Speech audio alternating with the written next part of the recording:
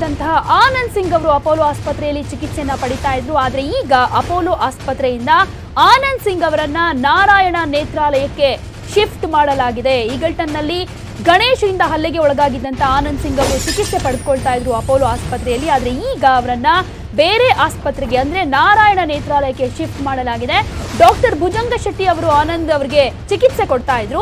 Doctor Bhujanga Shetty Narayana ನೇತ್ರಾಲಯದ ಮುಖ್ಯಸ್ಥರು ಕೂಡ ಹೌದು. ಭುಜಂಗ ಶೆಟ್ಟಿ ಅವರಿಗೇನೆ ಚಿಕಿತ್ಸೆಗೆ ಕುಟುಂಬಸ್ಥರು ಮನವಿ ಮಾಡಿಕೊಂಡಿದ್ದಾರೆ. ಬೇರೆ ಆಸ್ಪತ್ರೆಗೆ ಶಿಫ್ಟ್ ಮಾಡಿ ಇನ್ನೂ ಚೇತರಿಕೆ ಕಂಡು ಬಂದಿಲ್ಲ, ಕಣ್ಣಿನ ಊತ ಕೂಡ ಕಮ್ಮಿ ಆಗಿಲ್ಲ, ಕಣ್ಣು ನೋವು ಕೂಡ ಕಮ್ಮಿ ಆಗಿಲ್ಲ, ಹೀಗಾಗಿ ಬೇರೆ ಆಸ್ಪತ್ರೆಗೆ ಶಿಫ್ಟ್ ಮಾಡಬೇಕು ಅನ್ನೋದ್ರ ಬಗ್ಗೆ ಮನವಿಯನ್ನ ಮಾಡ್ಕೊಂಡಿದ್ರು.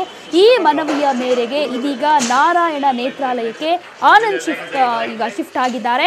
ಅಪೋಲೋ ಆಸ್ಪತ್ರೆಯಲ್ಲಿ ಅವರು ಟ್ರೀಟ್ಮೆಂಟ್ ಪಡ್ಕೊಳ್ತಾ ಇದ್ರು. 4 ದಿನಗಳಿಂದ ಟ್ರೀಟ್ಮೆಂಟ್ ಕೊಡ್ತಾ ಇದ್ರು ಕೂಡ ಯಾವುದೇ ಚೇತರಿಕೆ ಕಂಡು ಬಂದಿರಲಿಲ್ಲ, ಹಾಗೆ ಕಣ್ಣಿನ ನೋವು ಕೂಡ ಕಮ್ಮಿ ಆಗಿರಲಿಲ್ಲ. ಹೀಗಾಗಿ ಅವರನ್ನ ನಾರಾಯಣ ನೇತ್ರಾಲಯಕ್ಕೆ ಶಿಫ್ಟ್ ಮಾಡಲಾಗಿದೆ.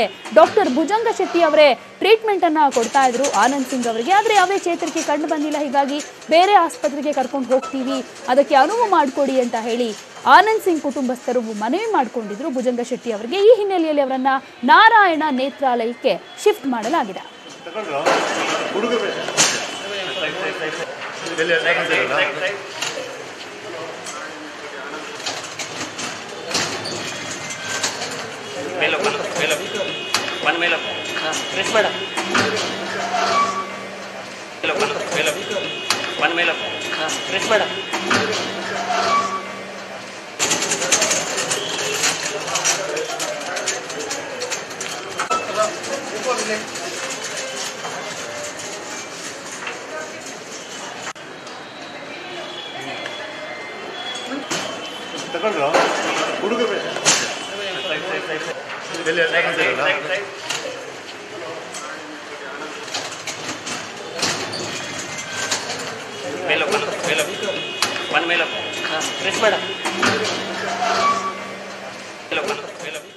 ಈ ವಿಚಾರವಾಗಿ ಮತ್ತಷ್ಟು ಮಾಹಿತಿಯನ್ನ ಕೊಡ್ತಾರೆ ನಮ್ಮ